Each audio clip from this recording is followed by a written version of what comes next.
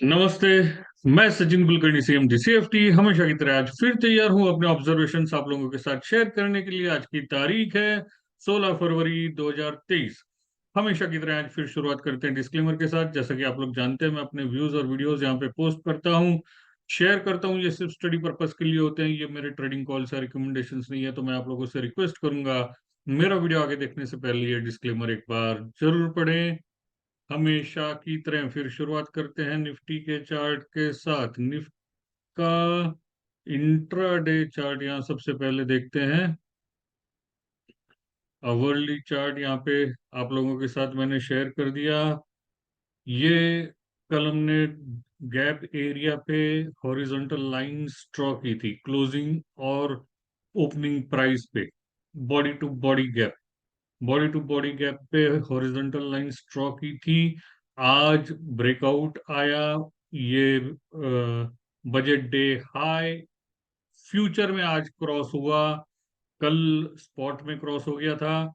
ऊपर जाते वक्त ये हॉरिजॉन्टल लाइंस गैप एरिया पे रेजिस्टेंस का काम करेगी, डिस्कस किया था। आज ऑलमोस्ट वहीं पे रेजिस्टेंस मिला, वहां से नीचे आ रहे हैं। नीचे आते वक्त दिन में एक बार ऐसा लगा था कि गैप का अपर एंड, आज की जो ओपनिंग गैप थी उसका अपर एंड, यानी आज की कैंडल सुबह वाली पहली कैंडल का लो, ये सपोर्ट का काम करेगा, क्योंकि हैमर ड्रैगन फ्लाई डोजी यहाँ पे पैटर्न बना हुआ था। लेकिन वो भी सस्टेन नहीं हो पाए। एक बाउंस आया, ये हाईज क्रॉस कर नहीं पाए, फिर नीचे आ गए। अभी भी ये ओपनिंग गैप के करीब आ रहे हैं, ओपनिंग गैप का लोअर एंड।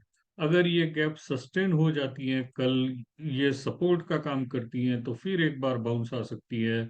और अगर बाउंस आती है तो आज जो रेजिस्टेंस थे वही रेजिस्टेंस कल भी होंगे।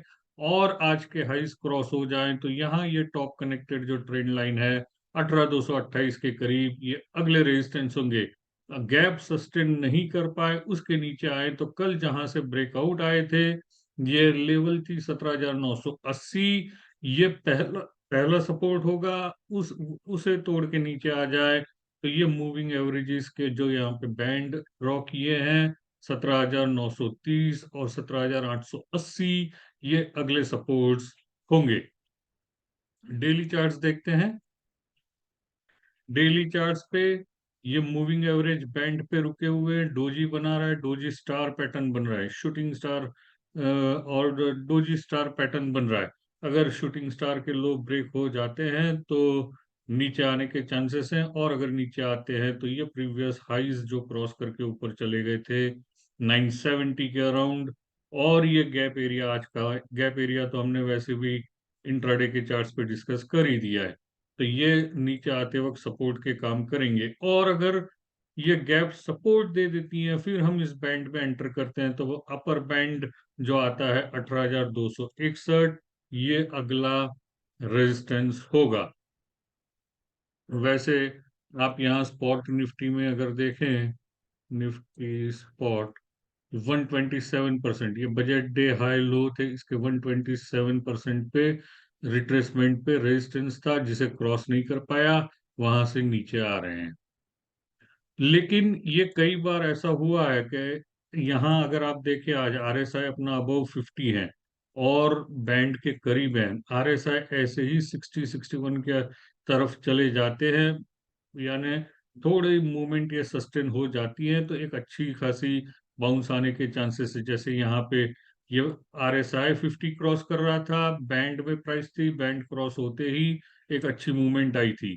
यहाँ भी आरएसआई 50 के करीब था, बैंड रेजिस्टेंस था, बैंड टूटा, आरएसआई 60-61 के ऊपर निकल गया, अच्छी खासी ऊपर मूवमेंट आई।